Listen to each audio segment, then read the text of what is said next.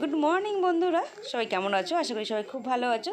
দেখো আমার মেয়ে খুব এক্সাইটেড, কারণ আমরা ঘুরতে যাব। দেখো লাফালাফি শুরু করে দিয়েছে, ও আজ ঘুরতে যাবে। ওকে নিয়ে এবং আমরা মানে আমি, আমার বর এবং আমার মেয়েকে নিয়ে আমরা আজ যাবো একটু ঘুরতে।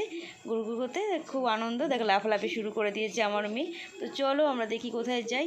আজ যাব আমরা কিন্তু অ্যাকচুয়ালি মায়াপুরে। দেশ ফুটেজটা তোমাদেরকে আগেই দেওয়া হয়ে গেছিলো। তো আমরা সব ফার্স্টে এসে টোকেন কেটে নিয়ে আমরা ঝিলের ধারে একটু বসলাম। যে ঝিলটার মধ্যে অনেক বড় বড় মাছ ছিল, যেগুলো আমরা দেখছিলাম, এবং অপোজিটে যে মন্দিরটা সেই ফুটেজটা দেখছিলাম।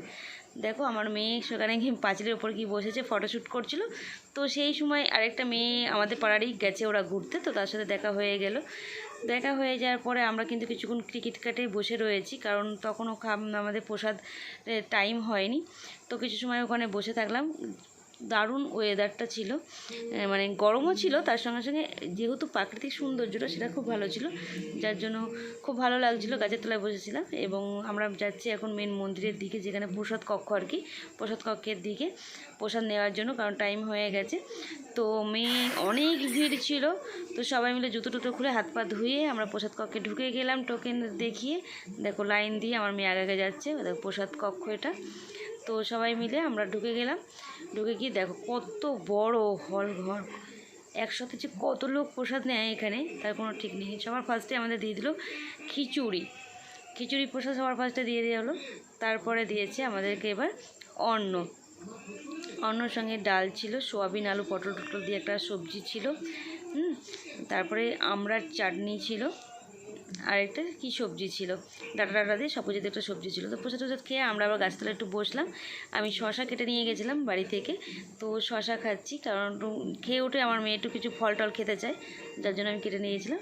আমার মেয়ে দেখছে মোবাইল, আর আমার বর করছে আমার সাথে বদমাশি। দেখো মুখটা কি বদমাশি করছে।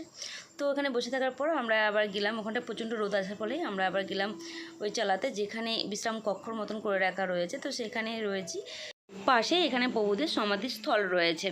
আমরা সবাই মিলে এই বিশ্রাম কক্ষের কাছে গেলাম বিশ্রাম করতে, কারণ যেটা চাতাল করে রয়েছে। দেখো আমার মেয়ে আর বর ঘুমাচ্ছে ব্যাগ মাথায় দিয়ে, একজনে মোবাইল দেখছে আর একজনে দেখে বদমাশি করবে আমার সাথে এখন বসে বসে।